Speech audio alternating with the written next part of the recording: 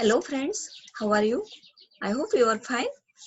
So, everyone knows plants grow from seeds? Yes, all the plants they are growing from seeds. So, through this lesson, we will understand how plants they are able to grow from these tiny seeds. So, in this lesson, we will learn parts of seed, what is meant by germination, what is meant by dispersal of seed and its need, then different ways of growing plants other than seed, then what is meant by crop and their types, what is meant by agriculture and different steps in agriculture. So let's study one by one. The first topic is parts of seed. Here on the screen you will see diagram of seed. So these are the parts: seed coat, seed leaves, baby plant. So what is meant by seed coat? It is outer covering present on the seed. It protects the seed from damage. Okay. So next part you can see seed is divided into two halves. So two seed leaves are there. They are called cotyledons and their function is to store food for baby plant. So they are bulgy. So now you will see small leaf-like structure here inside the seed. Okay. So it is called baby plant or embryo from which the plant is developing or germinating. So you will draw this diagram into the notebook. Okay. So seed coat, seed leaves and baby plant, these are the parts of the plant. Do you understand? So next point in the lesson, germination. So let's study germination. So a process of growing plant from seed is called germination. So here in the figure you will see different stages how this seed is developing day by day into plant. It is shown here. So whenever seed is getting the right factors like air, water, warmth or sunlight and soil, she starts developing. Okay. And how she is getting food? She is getting food from whatever stored in the cotyledon in the beginning. And afterwards when food in the cotyledon, it will finish. Afterwards, seed will start absorbing nutrients from the soil and it keeps on developing. So in the figure, you will see different stages. How first roots comes out, it gets anchored in the soil. Then after some days, upper covering or protective covering, it gets removed. And after that, after some days, shoot part or some leaf-like structure, they come out. It is called shoot and it develops as a stem. So you do you understand?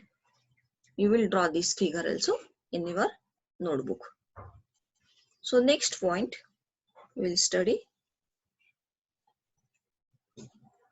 So you must be thinking only seeds are growing able to grow the plants. It is not correct because whatever plants they are there on the earth, most of the plants they are growing from the seeds. But some plants they have ability which are not having fruits. What about them? How they will be developed from their seed? So the plants which are not having their seeds, they are able to develop from their different parts. We will learn that in detail. So plants like rose, potato, sugarcane. Potato is an underground stem. So I have written here in front of stem. These sugar, potato, rose, hibiscus, they are able to grow from their stem. So anyone can grow the plant from these stems. You must have seen some notch or scars on the potato. If we cut that part and keep in the bowl for some days and you sow it in the soil, so it will develop as a new plant. Okay. So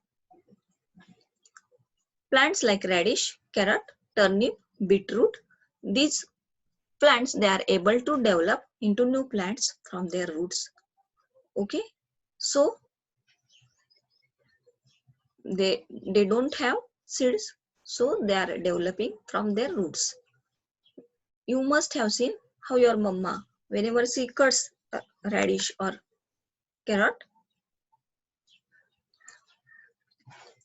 the lower part of the root part, if you keep in the dish, after some days you will see, and if you keep in the water, after some days it will develop, you will see the baby plant developing. Now plants like Bryophyllum, they are having bud-like structures on the edges of the leaves. When they fall off in the soil, they start germinating as an individual plant. So this was about how the plants are growing if they are not having seeds, or without seeds they are able to grow. So there is a diversity of growing the plants on the earth.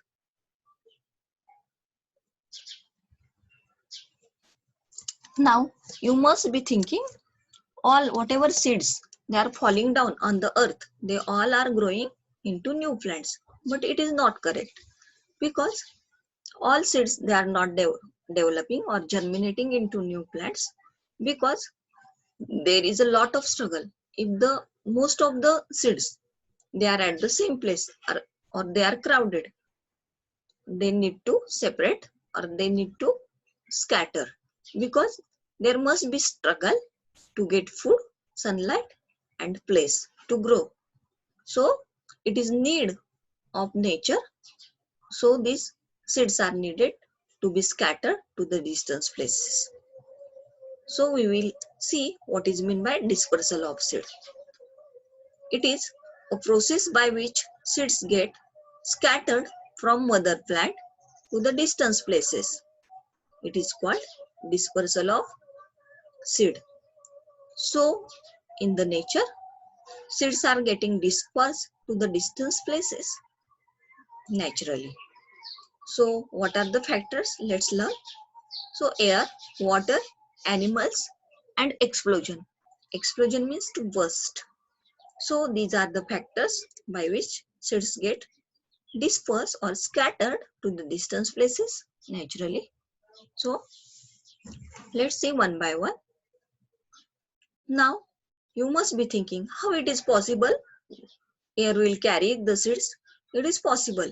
Seeds which are which are light, or which are having wing-like structure or hair on their surface, they are carried away with the air. For example, dandelion and pine. Pine is wing-like structure and dandelion is having hair. So they are carried away with the air and they are germinated anywhere else. Now, seeds of water is also responsible to carry away the seeds. Seeds of coconut and lotus, they are having fibrous or spongy covering. So they are floating on the water.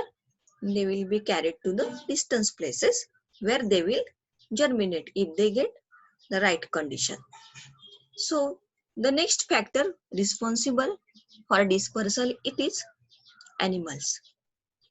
The seeds which are hooks or spines on their surface, they will get attached or stuck to the skin of the animals, or whenever animals they eat fruits, they will go anywhere else and they will throw the seeds.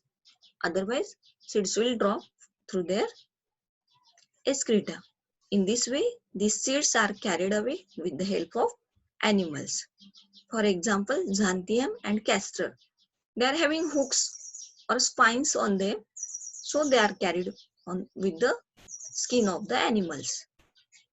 Then the last factor, which is explosion, it is meant by bursting. When the fruits get ripe, they dry and get burst with a jerk. With that jerk, they are dispersed to the distant places. You might have seen sometimes if you have visited the farm, you must have seen fruits like peas. drumsticks, mustard get burst when they dry. So this was about dispersal of seeds. Here is the I have shown pictorial representation. You can draw in your notebook. So air, water, animal and explosion. These are the factors which are responsible for dispersal of seed. So today we learn parts of seed, process of germination, factors responsible for germination, then different ways of growing plants other than seed, and process of dispersal of seed and different factors responsible for dispersal of seed.